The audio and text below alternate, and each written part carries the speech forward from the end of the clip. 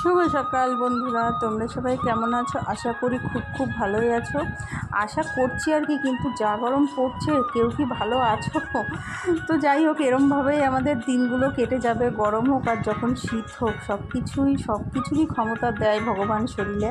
তো চলো আজকে একটা ছোট্ট রেসিপি তোমাদের সাথে শেয়ার করব। খয়রা মাছগুলো দেখছো তো খুবই কিন্তু বড়, আর যা গরম পড়ছে মাছ একদম খেতেই ভালো লাগছে না। তো বাড়ির সামনে আর দিয়ে যাচ্ছিল, তো ছোটো মাছ দেখে তাও অল্প করে একটু নিয়েছি, বলছিল বড় মাছ নিতে। একদম ভালোই লাগে না, মনে হয় কি শুধু টক ডাল আর আলু সিদ্ধ ভাত করে রেখে দিই, ওটাই শান্তি করে তৃপ্তি করে মনে হয় পেটও ভরবে মনও ভরবে।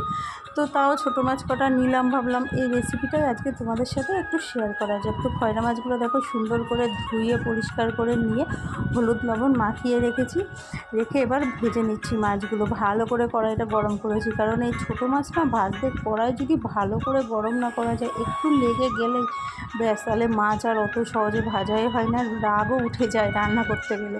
তো যাই হোক, আমার মাছগুলো একদম মুচমুচে করে ভেজে নিয়েছি। শুধুও দুটো খেয়ে দেখেছি, বেশ ভালোই লাগছিলো। আর এক খয়রা মাছ আছে না খুব ছোট ছোট, সেগুলো না আমাদের বাড়িতে অত কেউ পছন্দ করে না। কাটতে গেলেই পেট গেলে সে কী অবস্থা হয়ে যায়। তাই আজকে একটু বড় ছিল দেখে তাই খয়রা মাছগুলো নেওয়া হলো। তাই ওখানে সরু সরু করে আলু বেগুন কেটে নিচ্ছি, আর এখানে পেঁয়াজ, দুকোষ রসুন, টমেটো আর ক্যাপসিকাম ছিল ঘরে আর কি, শিমলা মির্চ সেটা কেটে নিয়েছি। আর ছোটো মাছে না এই ক্যাপসিকাম দিলে দারুণ লাগে, এর একটা যে গন্ধ হয় না, আমার কাছে তো খুব ভালো লাগে। তারপরে আমি বসিয়ে দিয়েছি কড়াই, দিয়ে দিয়েছি তেল, তারপরে পেঁয়াজটা হালকা একটু লাল লাল করে ভেজে নিচ্ছি।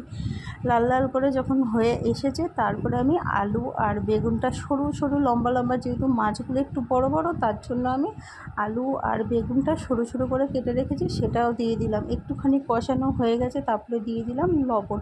আর এখন মশলাটা দেবো না, আর একটু ঢেকে দেবো, কষাবো, কারণ এখন মশলা দিয়ে দিলে না ভালো লাগবে না। আর আলু বেগুনটা আর কি, আলুটা অত সহজে সিদ্ধ হতে চাইবে না, তার জন্য আর একটু কষিয়ে তারপরে এবার দিয়ে দিলাম টমেটো আর ক্যাপসিকামটা।